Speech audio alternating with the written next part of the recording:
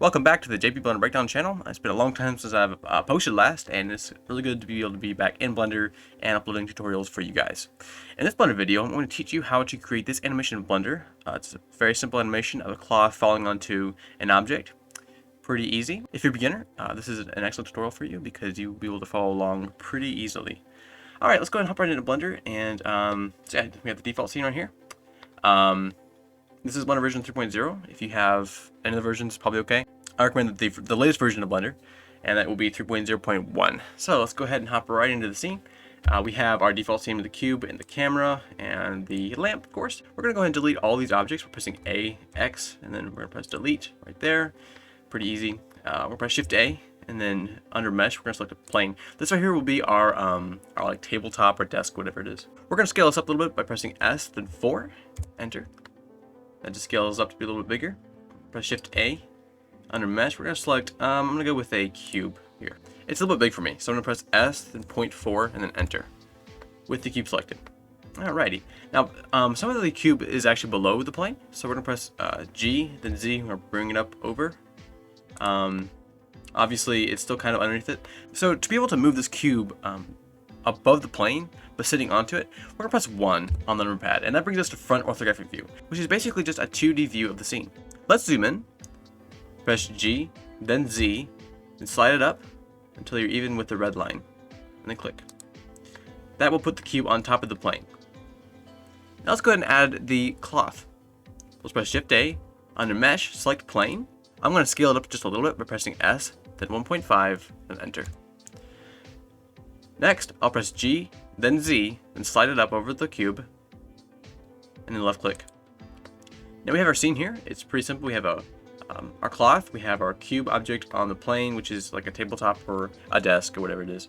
And now it's time to add the physics properties to these objects. To do that, with the plane selected, I'm going to go down here to the physics tab, and then I'm going to select cloth, and then I'm going to select the cube.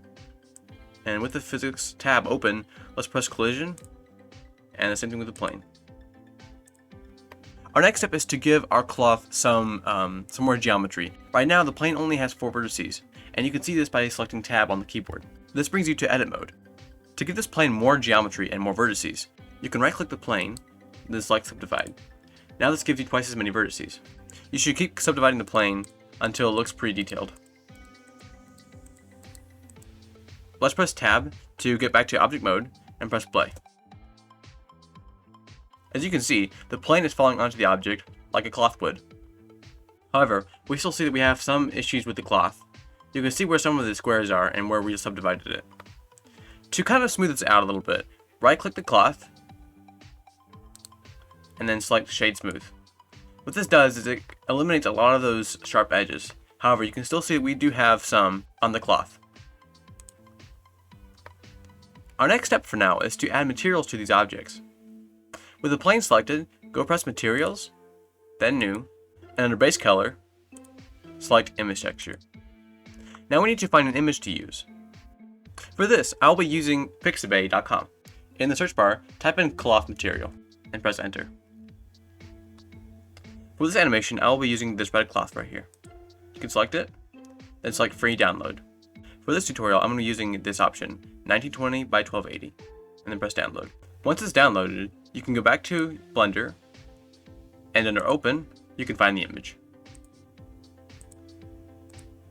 Now if we go to Render View by pressing Z, then 8, we can see that the cloth has material on it.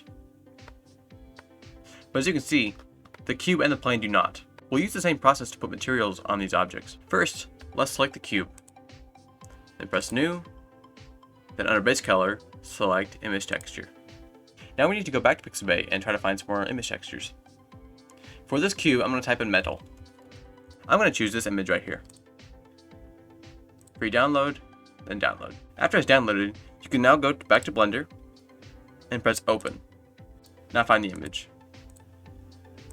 Our last step is to put a material onto this tabletop here. Let's select it, press new, under base color, select image texture, and let's go back to Pixabay and find an image texture for this. I'm going to use wooden. I'm going to choose this picture.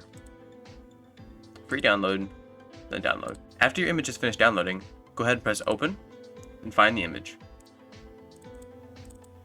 Now, as you can see, we have a cloth, a cube, and a tabletop. We can press play to see how it looks. So far it looks pretty good. We just need to make a couple changes. Our first change will be to change the world setting. So go to the world, under color, make it black. Our next step is to add in some light to the scene. So press Shift A, and under light, select point. Now press G, then Z, and bring it up. And I would suggest pressing G, then Y, then moving it over a little bit. Then go under the light tab, and under power, make this 500 watts. As you can see, we have some light on the scene, and it actually looks pretty good. Now we need to add a camera. So press Shift A, and select camera. First, we need to find a position that we like.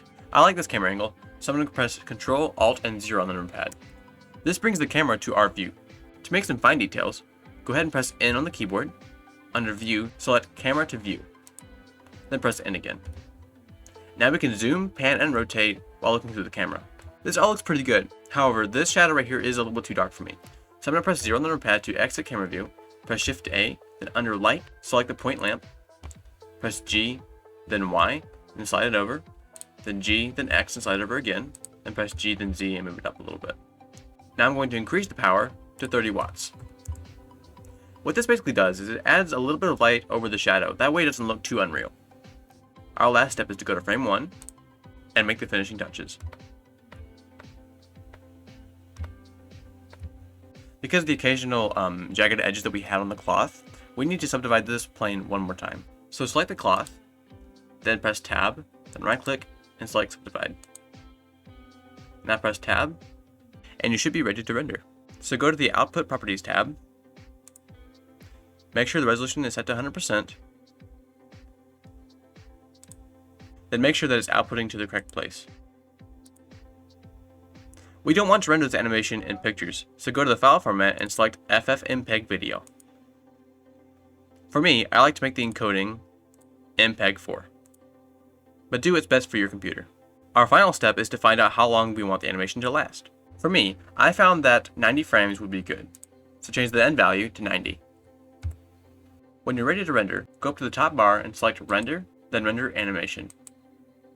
It will probably take your computer a few minutes to render, but once it's done, you should be able to find the video and run it. Well, that concludes this video. Hope you guys enjoyed it, and if y'all did, make sure to hit the like button and subscribe. Thanks for watching.